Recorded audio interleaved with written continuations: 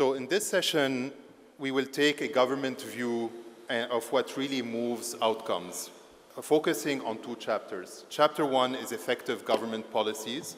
How can government use policy to unlock private capital at scale and keep housing outcomes aligned to the citizens' needs? Chapter 2 will be on striking the right balance between open markets and regulations or interventions. How do you divide responsibility between the government and the private sector for the optimal outcomes for citizens? So if we start with first chapter, and if we start with your honorary Nabakuba, if I may, when you think of a strong housing policy, what are the few pillars that really matter and how do you achieve them? Thank you so much, Mr. Moderator. I take the privilege to speak before this audience, and I want to thank you so much for having invited us as Uganda to participate in this annual event. We are grateful to the gesture, and I'll go straight into the question you have asked about. What can we look at as the most important things when it comes to real estate investment? We would look, first of all, at secure and transparent land tenure system.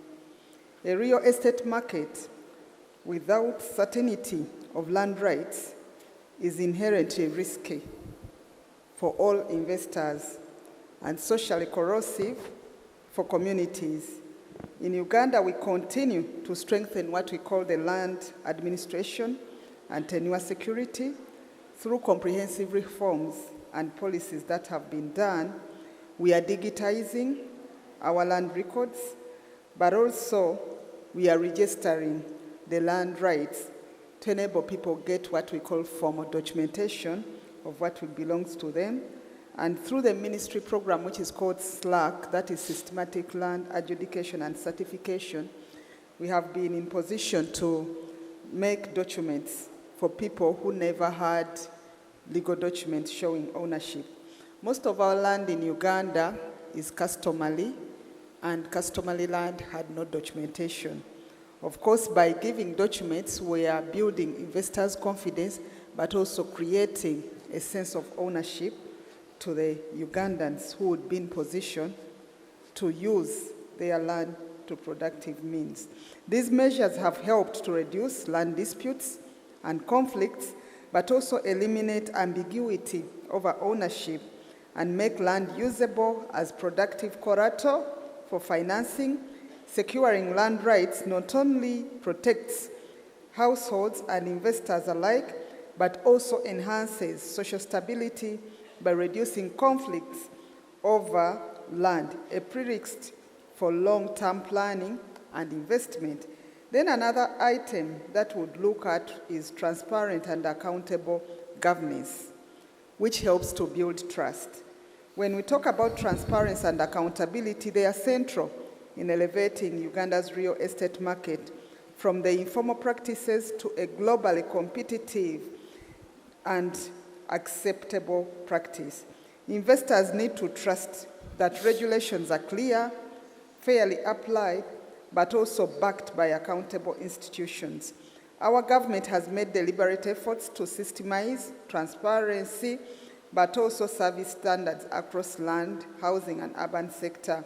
We adopted what we call the service delivery charters that clearly defines citizens' rights, service timelines, but also avenues for feedback and redress, thus reducing corruption, but also bureaucratic delays when it comes to investment. Another issue that would be looked at is robust, predictable, and accountable regulatory frameworks. Globally, a stable real estate market depends fundamentally on clear, predictable regulations that are consistently and fairly enforced. In Uganda, rapid urbanization is reshaping demand, and we are in the process of reviewing our regulatory frameworks to promote orderly urban growth, but also equitable access to housing. We are focusing on the following areas: physical planning and zoning regulations that support sustainable climate-resilient development, and urban sprawl. Then we are also looking at building codes have been aligned with safety, environment, but also structure standards that protect inhabitants and property values. We are also targeting policy frameworks that incentivize public-private partnerships and also affordable housing supply and responsible land use for all citizens. By institutionalizing accountability into these regulations, rather than leaving them subject to arbitrary interpretation, we are anchoring investor expectations, but also protect citizens from exploitation. So we have a shared vision, sustainable and inclusive real estate growth, and these three principles of secure land tenure, transparent governance, but also accountable regulatory systems do not operate in isolation, but they create the fertile institutional ground where investors find predictability, but also confidence, and citizens find equitable access to land and decent housing. Our strategies are also aligned to what we call the national frameworks. We have the Vision 2040 for Uganda, but we have also the National Development Plan, where housing and urbanization are a priority to our country. So at this forum, I once again reaffirm our commitment as a country to these foundations, not only to attract investment, but also to ensure that real estate contributes to inclusive growth, resilient cities, and dignified housing for all citizens of Uganda. Thank you once again. Thank you, Your Honor. I really like how you focus on the bases which are often forgotten on transparency, predictability, but also stability of regulations. I think this is very important to remove ambiguity, as you mentioned, and also resolve the different conflicts. Thank you. Your Excellency Dangiwa, Nigeria is scaling fast, I would say even very fast. What is the ambition on which you anchor your government intervention and your policies? Thank you very much, the panelists, and thank you very much for inviting us to this important forum. For us in Nigeria, under the leadership of President Bola Ahmed Tinubu, GCFR, the government is basically has a program. We have a Renewed Hope Housing Program. The Renewed Hope Housing Program is anchored on the fact that housing provision for all cadres of people, for all income groups. We have the Renewed Hope Cities, which is basically targeting the high-income earners. We have the Renewed Hope Estates that we usually do for the mid-income earners. And we have the Renewed Hope Social Housing that is catered for the low and even zero-income earners. The most important thing is that if you look at the entire population, we have to ensure that we cater for the lower-income Nigerians who are basically low income. Over 70% of the population have low income earning. So that's why the government is focusing on that, because of the fact that affordability is very key. The houses to be built for the high income, for the Renewed Hope cities, they are not affordable to the Nigerians that are of the low categories. That's why it is that. Affordability, what we mean is that a household should not spend more than 1/3 of its income on housing, either on rent or mortgage. So if your earning cannot afford to do that, then you have to ensure that it's catered for. For the low income, they are the one that has low affordability. That's why we ensure that we take the Renewed Hope Estate to them. And for the low and even the no income, who are the vulnerables, we are catering to them through the social housing, the Renewed Hope Social Housing. The Renewed Hope Social Housing, government designed it in order to remove any affordability and ensure that even the zero-income Nigerians are catered for at that level of affordable housing that the government is focusing under the Renewed Hope Housing Program. I really like how you focus on all segments of society, and specifically the low-income ones, to ensure the right affordability for the low-income citizens. Thank you, Your Excellency. Thank you. Your Excellency, Dr. Sangvar, Cambodia has gone through, the real estate sector in Cambodia has gone through tough times in COVID-19, as I would say many sectors in many countries. You responded in a way that protected both the citizens, the buyer, while making sure that your developer is still developing and investors are still investing in the market. How did you manage to do that as a country?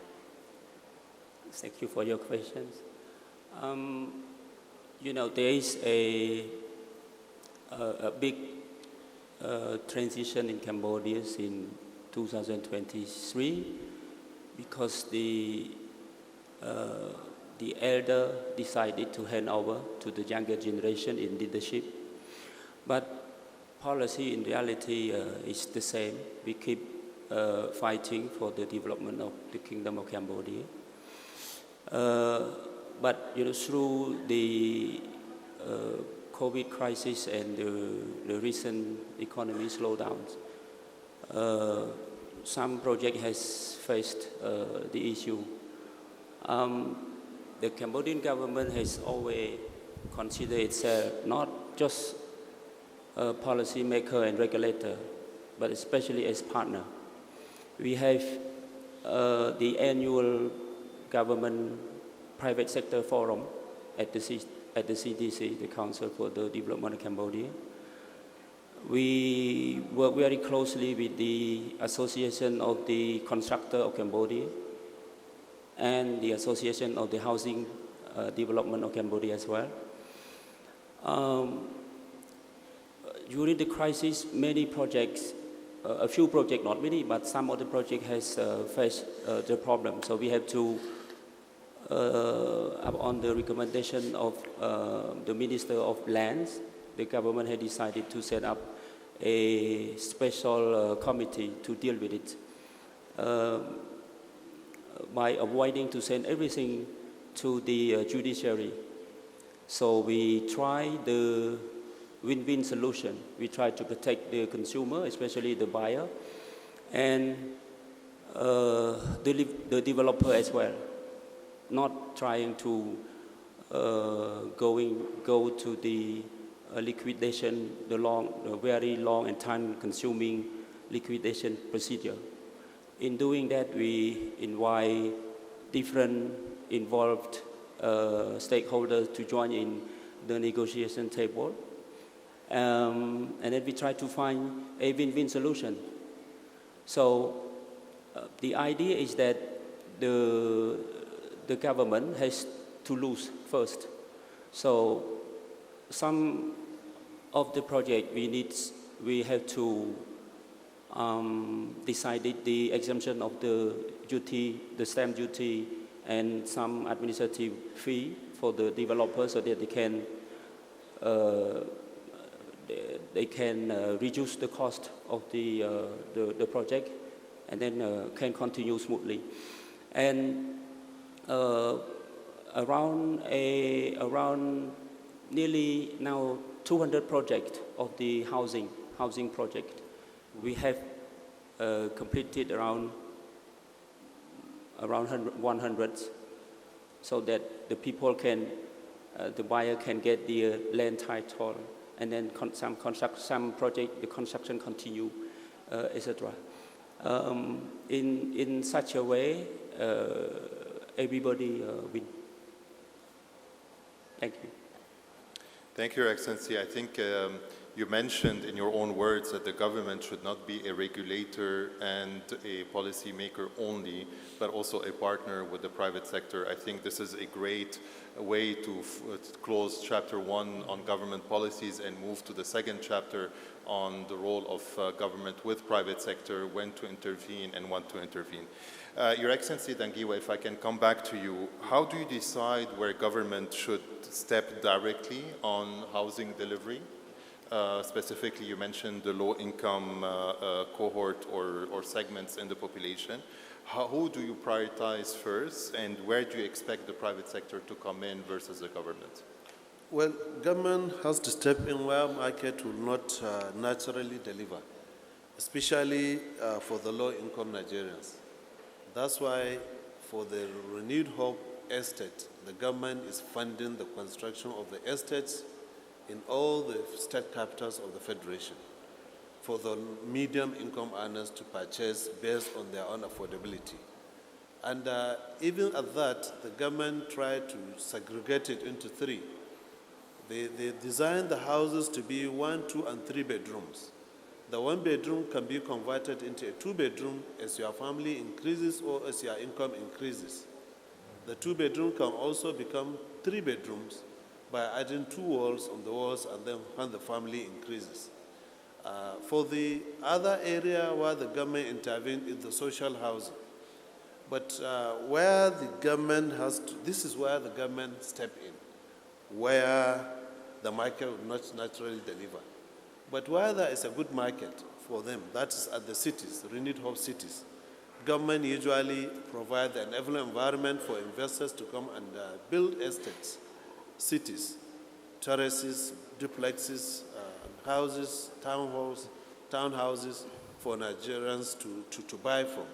And that's why the government usually allow investors to come and invest. And we have it in many places in the country. We have it in Kano, in Lagos, in Abuja. In fact, in each geopolitical zone of the country, we have cities that are springing up now. That's why the private sector are allowed to come and invest. And government usually create the enabling environment, such as they provide the land. In most cases, they provide the support with the infrastructure, they support with regulations, they support with even planning approvals. And there is already an existing agency, Intersectional Concessionary Regulatory Agency, ICRC, that regulates any PPP project that is going to take place for any government, for any private investor that is coming, either local investors or even foreign investors. They go through the ICRC, through our Ministry of Housing and Urban Development, and we create the enabling environment and they come and invest. So that's where the government usually allow a private sector to come and invest. But in as much as you have a population, a chunk of the population of the low and medium income, that's why the government intervenes.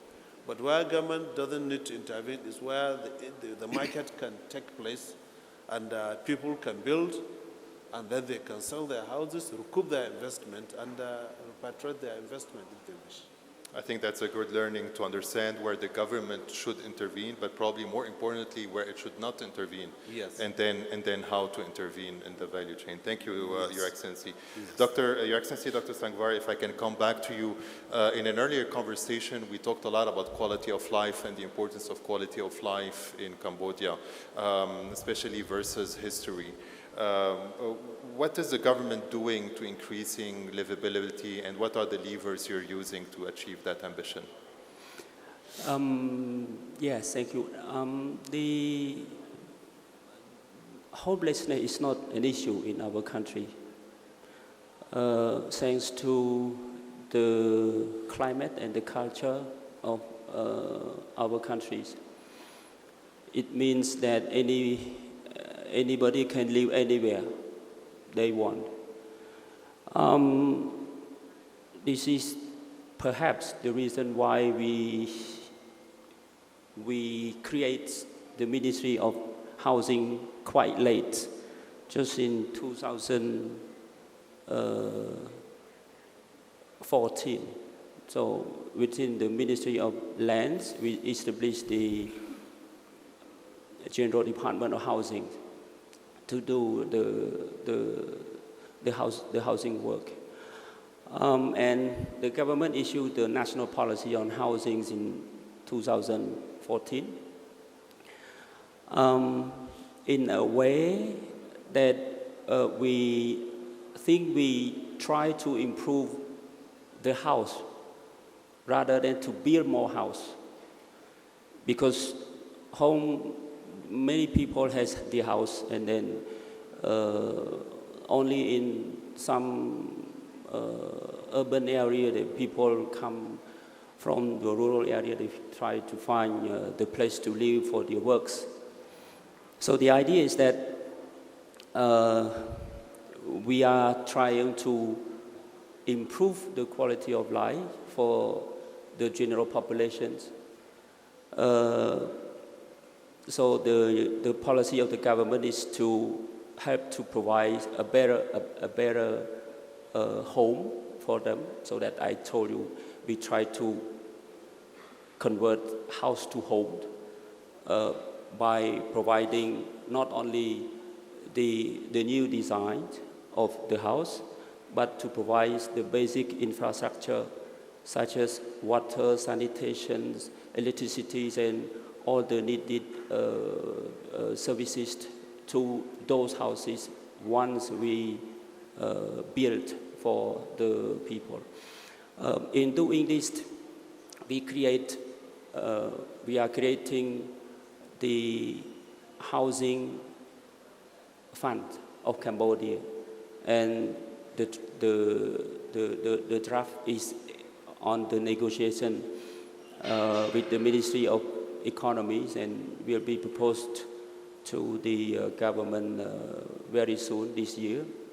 And from the fund, the private sector can contribute their know-how and to build and implement that policy with the government.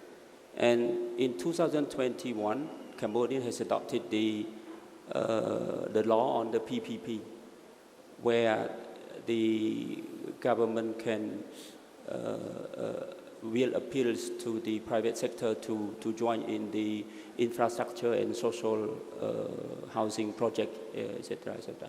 So from this housing policy, we can work with the private sector to achieve our dreams of building home in Cambodia. Very interesting. In a very short time that the ministry has been created, you managed to create a PPP law and infrastructure to build the basic infrastructure, to establish a housing fund, to come up with architectural design standards. That's very commendable. Maybe we can close with your honorary Nabakuba. In your view, how to help the private sector gain confidence in investing while still at the same time being able to deliver low affordability or good affordability houses?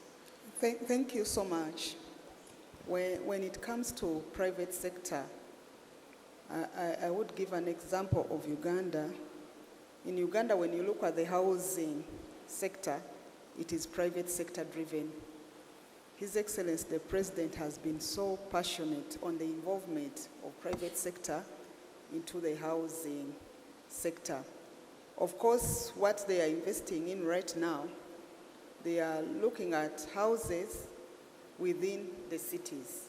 We have the Kampala Capital City Authority, but we have also what we call the secondary cities, where housing units are on demand, especially that most people around cities live in rented houses, all apartments. So that's where their focus has been.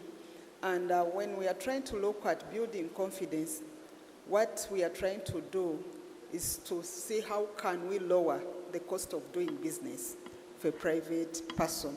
Because if somebody comes to invest in a country, at the end of that day, they are looking at making returns on investment. So we are looking at areas where incentives can be given, like tax incentives, but also servicing the pieces of land where those units are going to be made. Servicing, I mean making the roads, providing water, providing power, but also looking at the plan, the physical plan of that area. And we are also now trying to see how can we look at technology that can lower the cost of the building materials. Because we believe that if we can have access to technology that can replace some of the materials which try to hike the cost, then definitely at the end of the day, the cost of a unit will go low. Right now, investment in most cases is for the higher end people, but we are trying to look around and see what strategies can be fit for the investors to also feel secure and put their monies in low-cost houses, but also affordable houses, whereby a low Ugandan person can be in position to access such a unit, but on friendly terms, where the investor is not in one way being like pressed. They can make ends meet, but also for the typical Ugandan who wants to access what is called a house is in position to get that house. Because sincerely speaking, looking at the housing deficit we have in Uganda right now, we have 2.4 million housing units, but it's not static. Every year it keeps on going up. What we can now do right now, annually, we have 60,000 units constructed, meaning that we have another 140 deficit, which still remains and is building up. So we want to see how do we put incentives in place to give the investors that confidence, but also to narrow the gap for each and every citizen of Uganda to be in position to get what they call a housing unit. We are also looking at establishing a remortgaging financing company, which can be in position to put in place different platforms, different ways, and also make it available for those who want to invest, but also for Ugandans to be in position to get financing on friendly terms to enable them get what they call houses. We are also looking at infrastructure to reduce the land, and where possible, investors are given land. Our president normally gives land if an investor comes with clear terms. We normally give land, and land can be a contribution which can allow the cost still to go down. But what we are getting right now practically, most people want to invest in Kampala Capital City Authority, which is the major city. They don't want to go to other cities. Yet there are also lots of opportunities in other cities because we are looking at residential, commercial, mixed use, industrial, tourism housing. So there are so many opportunities in other areas, which opportunities can be attractive to the investors, but also give them that confidence to do what they feel they wanted to do. The measures align market incentives with social goals, but also ensuring that developers can achieve what they call sustainable returns while delivering products that are genuinely affordable for the citizen. We are also encouraging planning, but also quality standards to be maintained because we want units that can stand the test of time. Houses that can live for as long as somebody still owns it. So standards are a must, but also the president created what we call the Investors Protection Unit. If they feel aggrieved, they are somehow not satisfied with what agencies are doing in Uganda, they can petition that Investors Protection Unit, and their grievances or issues attended to or addressed. So those are the things we are looking up to, but also we are now studying how can we partner with the investors who are interested in low cost and affordable housing to ensure that we enter into joint ventures to do projects that can stand test of time, but also that can benefit Ugandans across the board. So those are the few issues we are trying to look at, but I would say that with 5.2 urbanization rate in Uganda, one of the highest in Africa, we believe that the opportunities for housing are still fertile in Uganda, and the country is open to investors who are willing to come and do business with us. Very interesting, thank you. Dear all, please join me in thanking Your Honorary Judith Nabakuba, Your Excellency Architect Ahmad Musa Dangiwa, and Your Excellency Dr. Chen Shan Sangvar. Thank you very much for this informative session on the role of government, where the government should play, and probably more importantly, where the government should not play, and let the private sector flourish. Thank you.